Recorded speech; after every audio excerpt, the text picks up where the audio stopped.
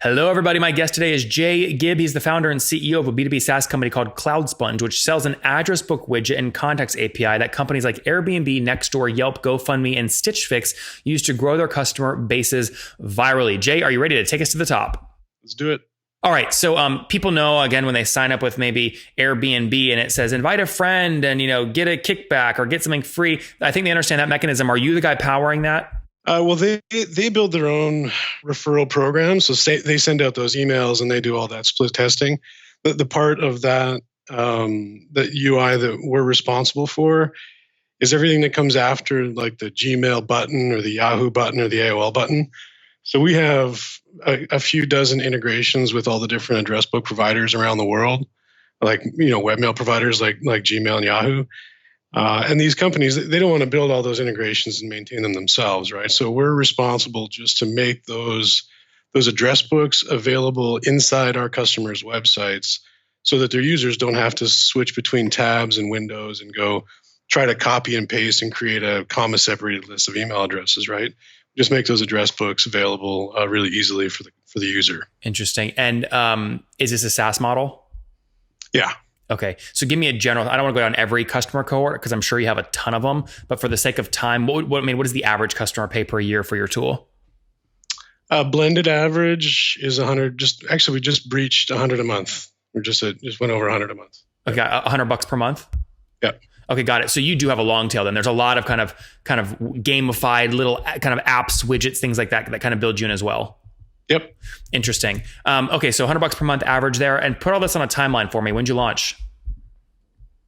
2010 we started. Yeah, we've been doing this for quite a while. And where was your head at back then? Did you just quit corporate, hated your boss, said I'm going to go launch my own thing? Where were you at?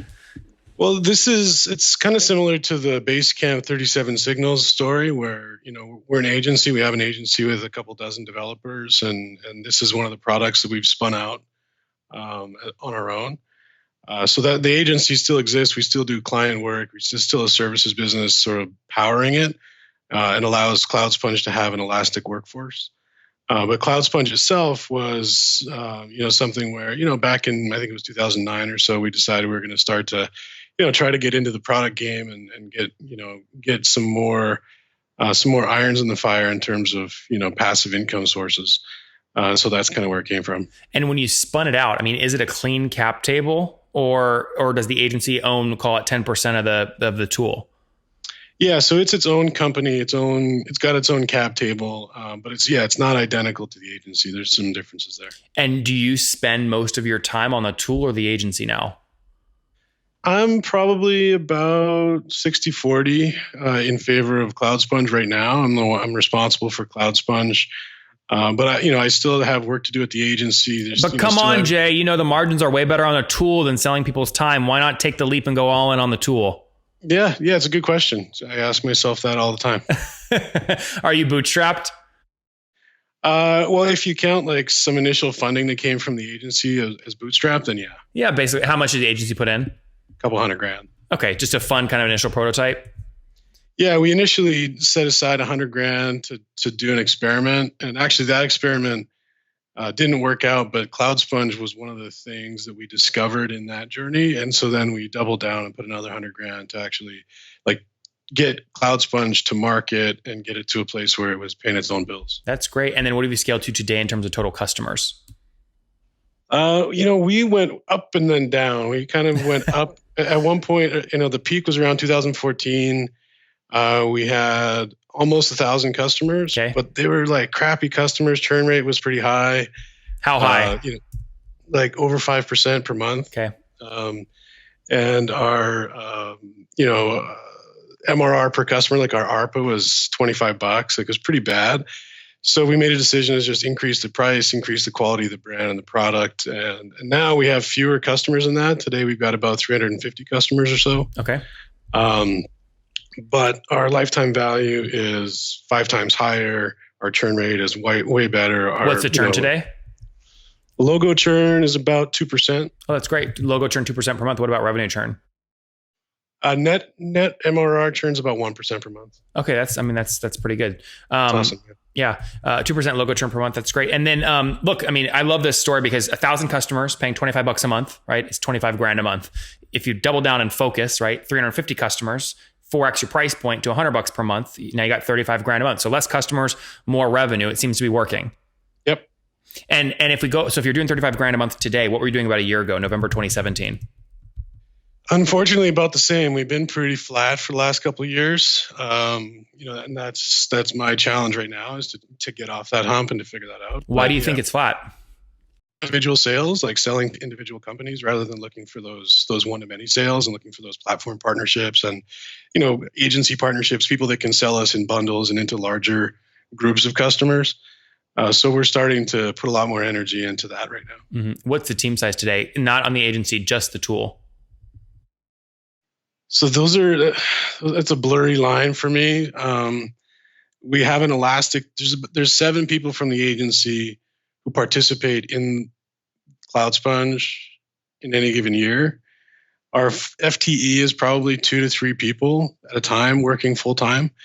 But we have people that come in and will do some UI work or they'll do some security patches, and people that we don't have a full-time role for that come and go. And then there's probably about a dozen or so, external contractors that do things like, content creation and things like that when we need it on a project by project basis. And where's everyone based location wise? We're distributed. We've been distributed forever. I'm in California. Most of us are kind of close to the West Coast US, right? So West Coast, Alberta in Canada and BC in Canada. And then we've got some contractors in Brazil and Bulgaria as well. And when you look at kind of growth, do you know what your kind of CAC is to get a new $100 a month customer? We've tried. I've kind of given up on it temporarily, just because it's I don't know. Every time I calculate it, I come up with numbers that don't make any sense. So maybe I'm just bad at that, right? No. Honestly, the problem is it's so blurry because you're doing you have an agency and people are kind of going in and out, and it's actually really difficult to figure out what the true metrics are.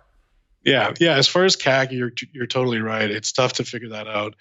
And we have, the vast majority of our new customers are coming from organic search, word of mouth, and we have a JavaScript widget that's like the address book widget, we call it, and it's got a Powered by CloudSponge logo. And so there's just a ton of customers that become aware of us through that logo. They click on it, they come, they say, this is perfect, and then they buy it. And so vast majority of our growth isn't coming from paid channels anyway.